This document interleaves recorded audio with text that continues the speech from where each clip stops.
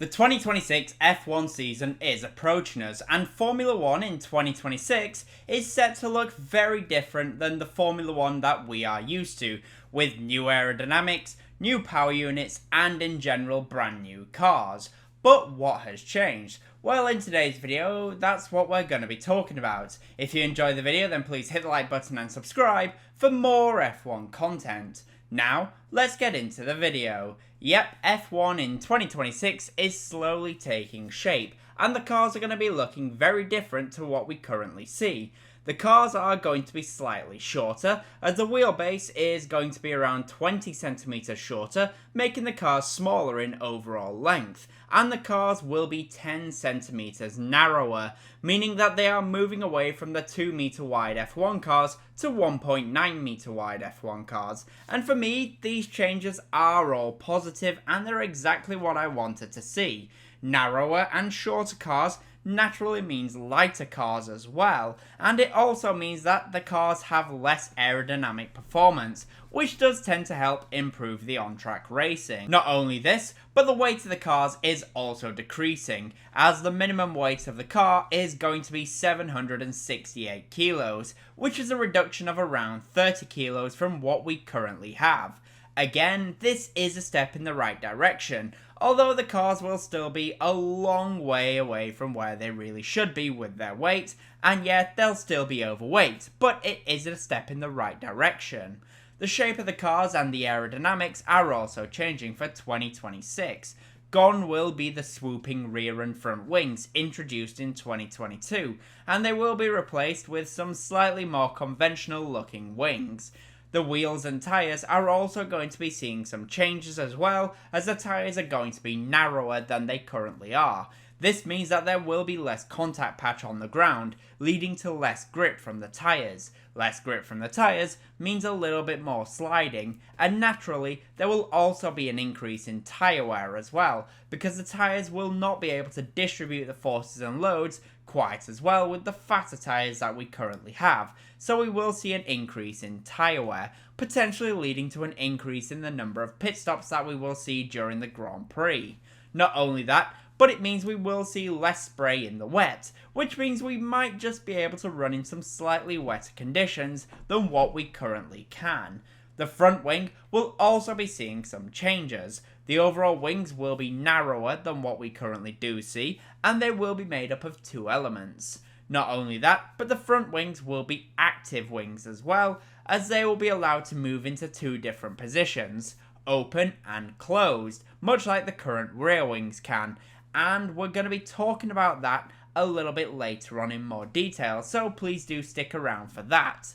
Next up is the rear wing, and the rear wing will be looking a lot more like a normal rear wing, which we were used to seeing in F1 if you were watching before 2022, as the rear wings will have end plates once again, instead of just being one long continuous structure like we currently have. Much like we currently have with the modern F1 car, the rear wing will be movable and will have two states, which is open and closed. However, it will no longer be known as DRS, because the movable wings are no longer going to be used for the purpose of being an overtaking aid. Essentially, 2025 is the final season with DRS, and probably the last year I will need to talk about DRS zones for on-track overtaking.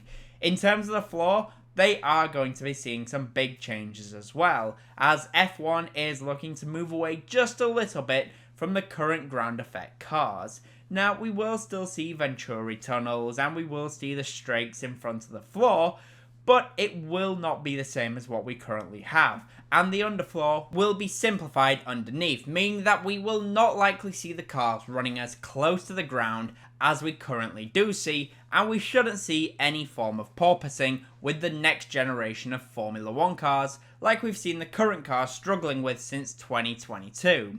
With this in mind, the floor will be slightly less vital to performance compared to what it currently is. That being said, I still expect a lot of development to take place in this area. Next up, I am going to be talking about the two biggest changes to F1 in 2026. But before that, I just want to say if you are enjoying the video, then please hit the like button and subscribe for more F1 content. Now, let's get back to the video. As I mentioned earlier, DRS as we know it will no longer be a thing in F1 come 2026. There will still be a drag reduction system, but it will no longer work as an overtaking device. Instead, we will see active movable wings on both the front and rear wings, and instead of it being called DRS, it will be known as the Z mode and the X mode. In all honesty, these are a compromise for the power unit regulations being the way they are. Z mode will be known as the cornering mode, and this is when the front and rear wings will be closed as they normally are.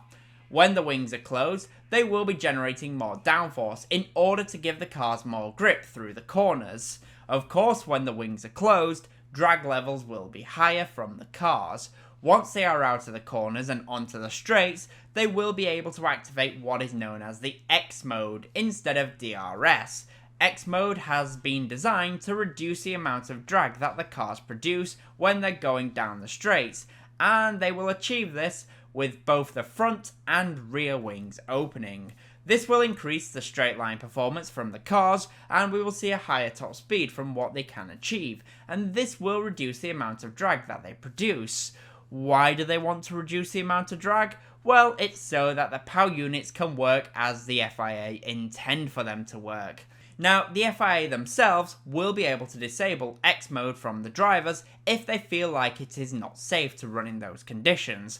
I have a feeling we will see it being disabled through Eau Rouge at Spa, 130R at Suzuka, and through the tunnel at Monaco, just to name a few corners. I also expect that we will see it being disabled in wet conditions, and the drivers will just have to run in Z mode.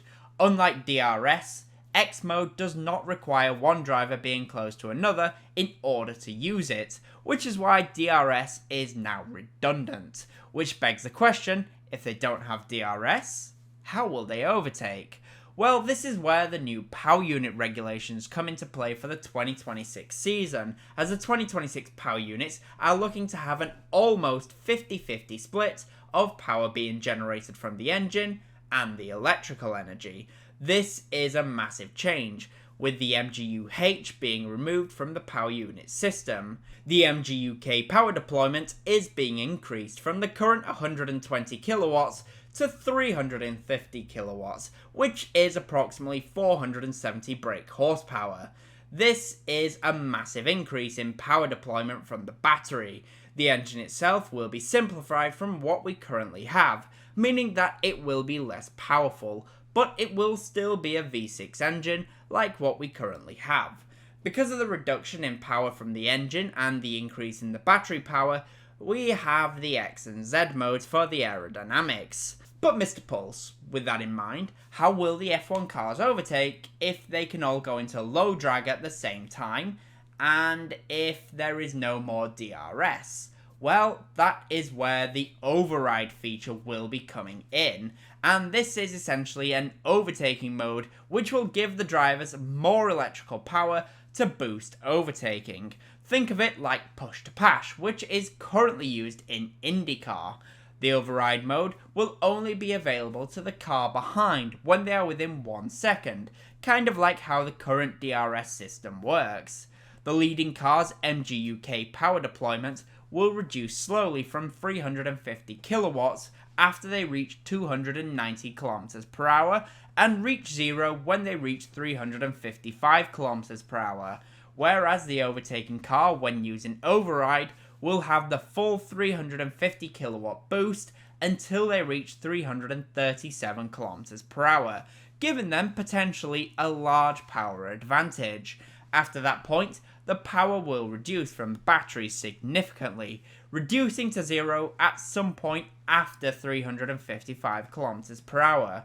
This should make overtaking quite a lot easier for the cars behind, but will it make the racing any better? Yes, there will be more overtakes potentially, but the car in front might be even more of a sitting duck than they currently are with the DRS system, essentially making defending even more pointless. So that's a brief introduction to F1 in 2026. Are you excited to see the brand new cars in action? Let me know in the comment section down below, and as always, comment, leave a like and subscribe, for more F1 content. Thank you all so much for watching.